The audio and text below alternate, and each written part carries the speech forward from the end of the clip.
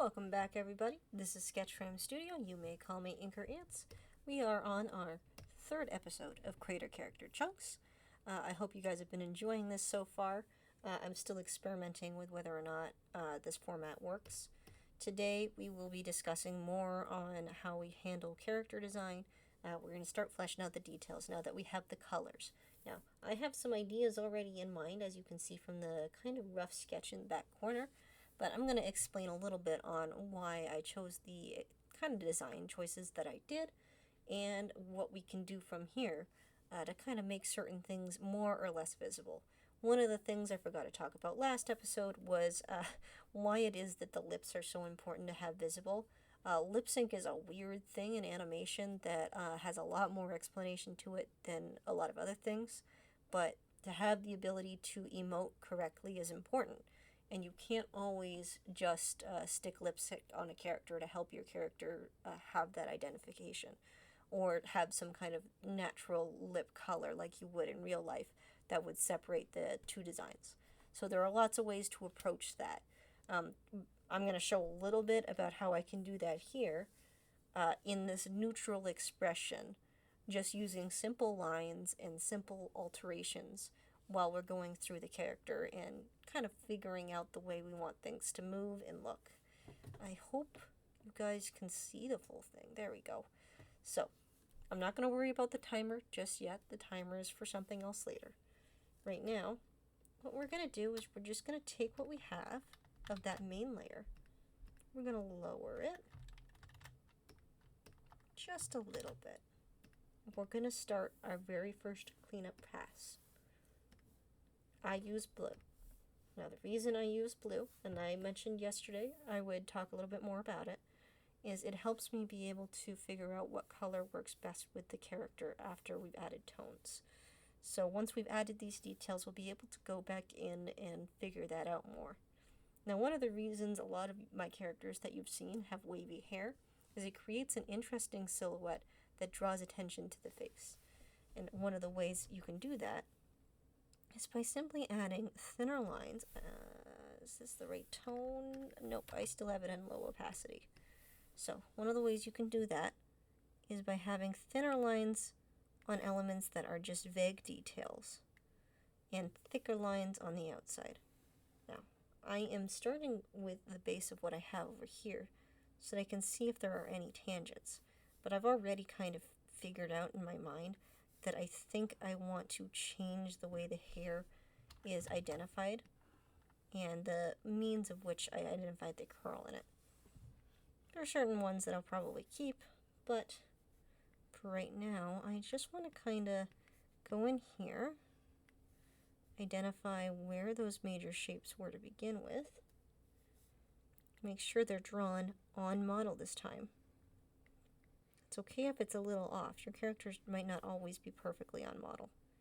But now that we've figured out the colors and the general way we want the character to be laid out, we need to start being able to just clean those shapes up so they're easier to identify for our audience. Now, a lot of things are going to happen as a result of the different line weight variations. The first thing is when you have characters like this, and you can already see it, the weight that's going on over here with different elements, it's going to look a little wonky, right? So we're going to have to figure out a way to make it so that it looks a little less messy back there. There's a couple of ways to do it, but because this character may be rigged in a program like Harmony, we want to make sure that we're doing it correctly. And by correctly, I just mean in a way that won't confuse people who might be animating with it or who are looking at it and wondering what shape is in front and what shape is in back. We're adding vague details right now. Now these braids were something I added kind of as a last second thought just to help create more shape here. But you might be noticing something about that choice with the braids. You'll be noticing that this lower face section now looks really flat, on almost not as lively as the initial sketch. And that's because it's being contrasted so much by those round shapes. So to combat that, just loosen it a little. Now, do we want to add more detail to this beard? Personally, at this stage, I don't think so.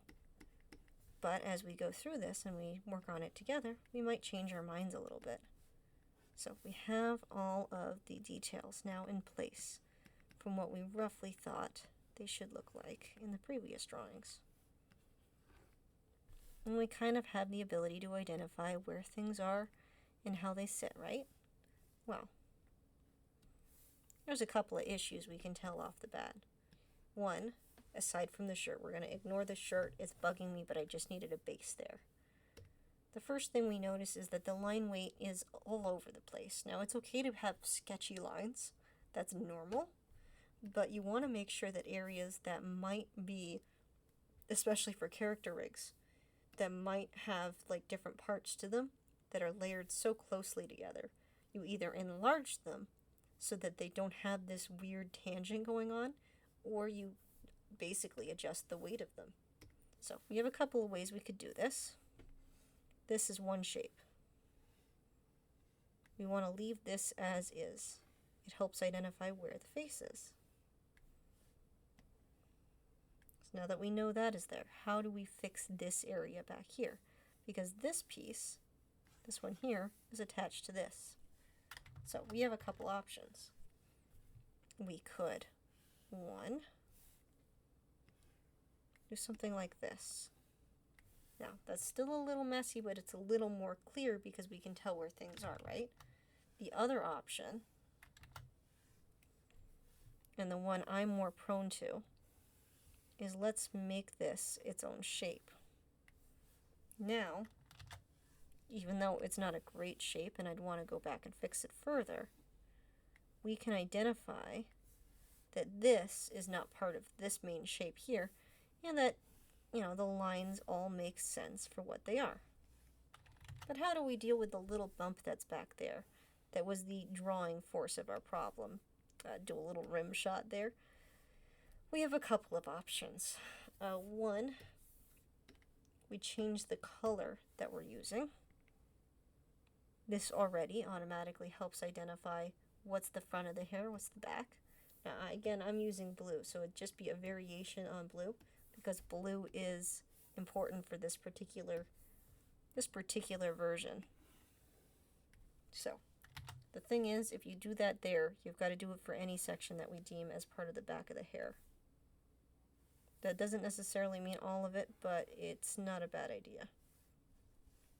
Every time you make a choice with the hair color and how you choose to outline it, though, you have to be prepared for that not to necessarily work with the colors that you picked for the overall design. So we'll try it out in a minute once I've got all of these loose lines that definitely will not be the final, kind of set up the way I want them to. And it's okay if not all of the colors have different, if not all of the sections have different colors. We're using it here as a means to kind of explain the basics. A lot of shows will either do lineless, one solid color. Black is always a safe color, but it's not one that I prefer to use. Because there are other uses for that color in your design. And I don't personally like using it as an outline color unless I feel it really suits the design itself. But the problem is when you're developing a show, they usually all have to have some kind of consistency. Does that mean they all have to have the same line color? No, but you can't have one character that stands out more than the others with their line color. They either all have colored outlines or none of them do. It's a conscious choice that you have to make when you're developing a character. Yeah, you're going to hear my pen banging on the screen. It's purely just because I'm trying to figure this out. Now, what do we do about the face here? There were obviously some issues with the design before, but if we're using that darker tone there, it would be a smart idea to see how it fits over the eyes, because that'll automatically draw attention to the eyes. A lot of people will use a black outline around the eyes. So it's not that uncommon of a practice for there to be one continual color that's used in different areas that's just flexed between the two, if that makes sense. Again, I do these videos unscripted, so I got no idea how much of my wording is actually going to come through properly. Just adding a little bit more shape here. Now, do I think it's a big deal that these braids are the same color as the one section up above? I don't think so, but I do think we need a thinner line weight to help identify them, because they are intended to be behind that object. We're just going to fix the neck. Now, the neck is a different situation because the neck is part of the head, and you want to make sure that whatever you do for the main head shape is balanced out.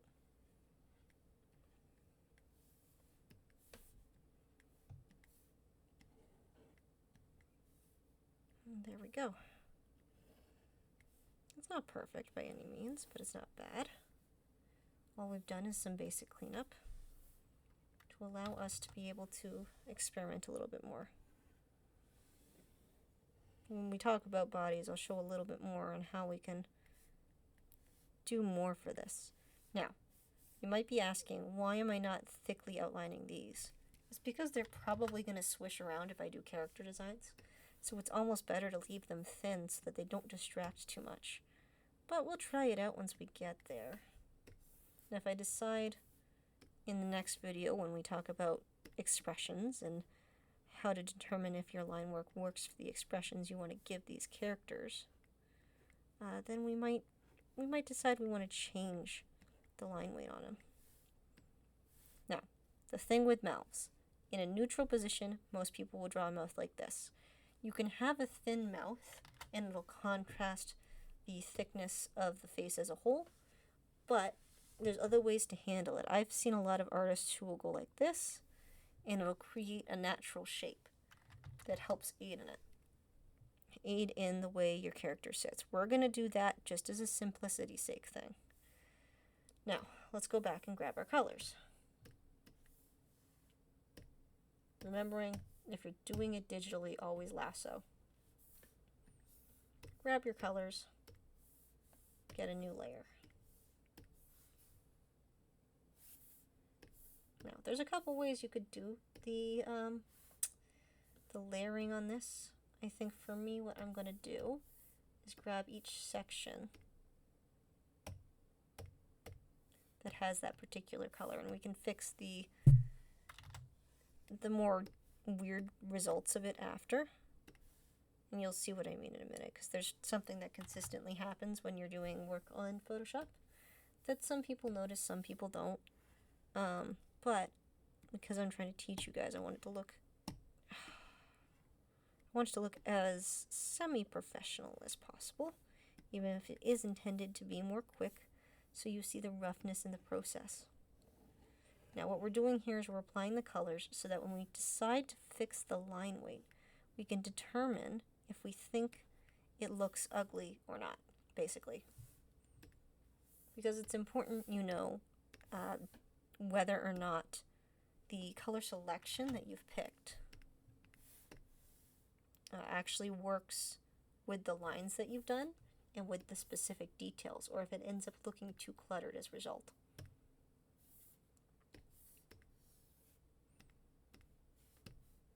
I believe just had that section on its own. Grab that color.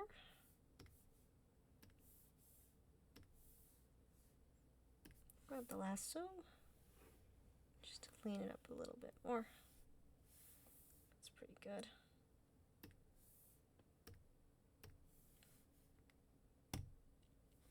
Apply the color. Oops. Bugs happen sometimes. It's okay. Select inverse. There we go. Now, it looks ugly right now because we've got a red contrasting with a blue. That's okay. Don't worry about it right now because it's the least of our concerns. Right now, the goal is just that we have the colors lined where they need to be, so that when we apply them, we can see how they contrast on our adjusted line color.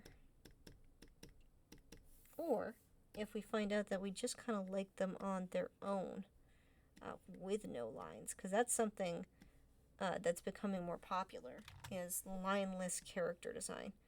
And lineless can work, but if you're not really confident in what you're doing, then it can also be a disaster.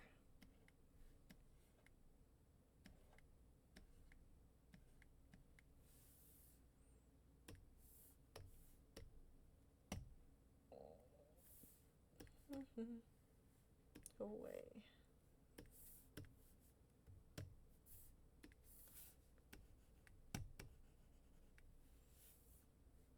Grab the next color.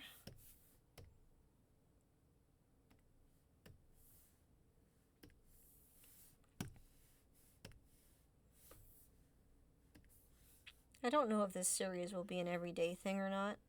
The first 3 videos definitely are. I did it intentionally, just to see how you guys feel about it. Because I can make these videos in like a pretty decent chunk of like 40 minutes. Because I don't like editing things, and I think it helps a lot just for you guys to be able to see how I handle things on my own in a non-live stream setting. Because I know this channel is mostly live streams, I'm sorry. I haven't had the ability to really figure out whether or not my live streams are what people actually enjoy, or if they enjoy my company as a whole. What did we do for the beard? Grabbed this color up here.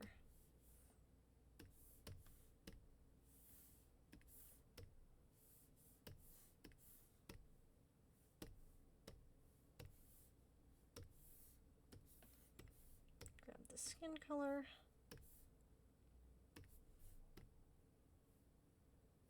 Pretty good. Now we can add the eye bags.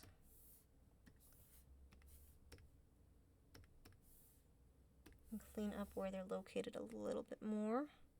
Just so they look a little bit, not nicer, but more harmonized with the rest of the design. And we did have a little bit on the nose, if I recall. Yes, now this weird thing I'm doing with the nose, which I will probably lighten, is something I saw Untangled this series that I just ended up falling in love with. It's this idea that you can separate the nose color from the rest of the facial color to help identify where the eyes should sit between it, and I love it. I haven't quite mastered it yet though, so it's a work in progress. I think there are different ways maybe that I have to approach it, but I've been experimenting with it as a whole. I've seen some people do blush lines. This character just isn't one that would have a blush line.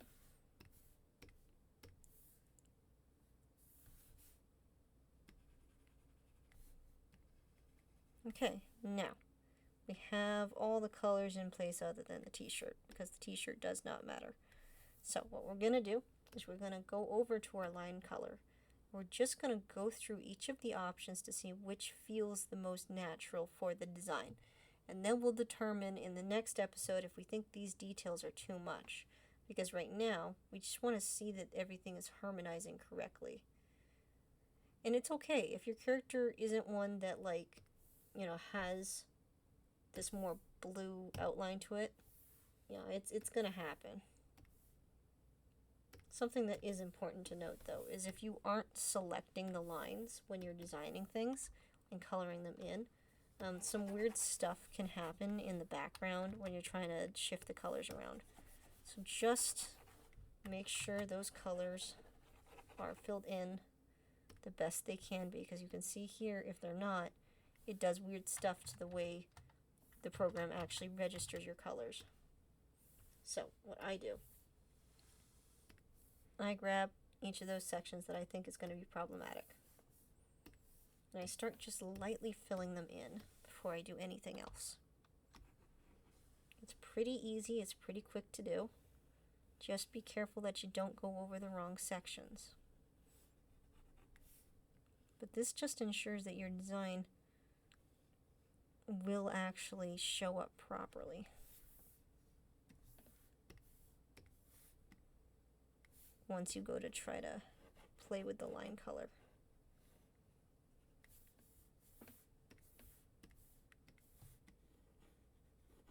Because it happens. You know, people get in a rush and then they forget that this is a thing that especially Adobe has issues with. And then your lines get all weird and you go like, well, why is this section still a blue when it should be kind of like a brownish color like the other areas? It's just because you forgot to fill in the lines. It's perfectly normal. Don't worry about it. Just go in and fill them in.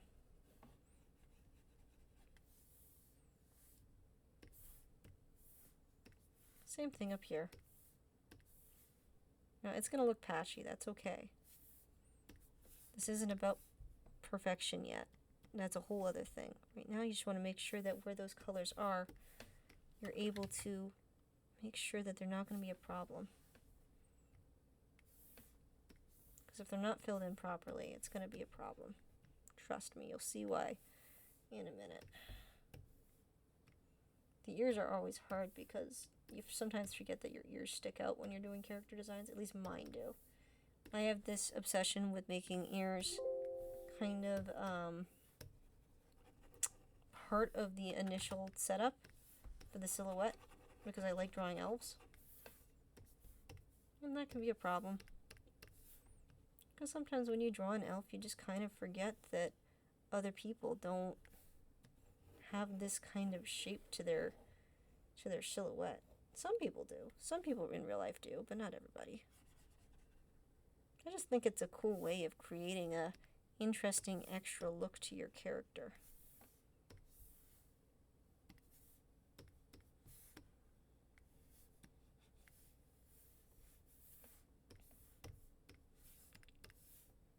This video is probably 20 minutes long. This wasn't what this was intended for. I apologize. These were supposed to be quick solutions to things that we don't really think about that much. And I've kind of gone over my bar of time, but I refuse to speed up videos like this because it's important you see the process work. Even if it's not perfect by the end, it's important that you guys see what I'm doing. Now, let's fix these eyes just a little bit. Now, what I'm going to do here is I'm going to figure out what the lines are and make sure that no matter what I do with my line color, the eyes always remain visible. You don't always have to do this. This is a me thing. Because now we can play with the colors and see what stands out the best. So, normal, it's blue, it doesn't look great.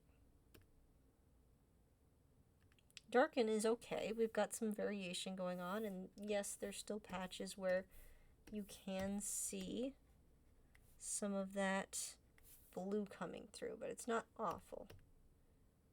So, a lot of people will go with multiply.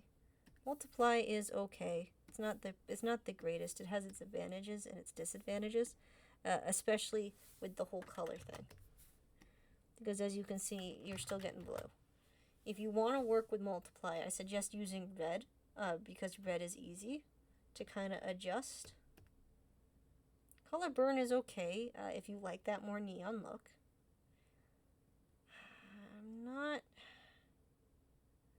I'm personally not feeling any of these. Usually subtract is my go-to, but it's really messing with the color of the skin and making it look unbalanced. So ultimately, I think luminosity is going to be our best option.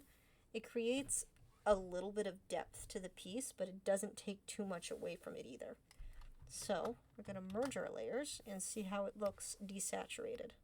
What we should see is that everything is still directed towards the face. Yeah, everything is still harmonizing correctly.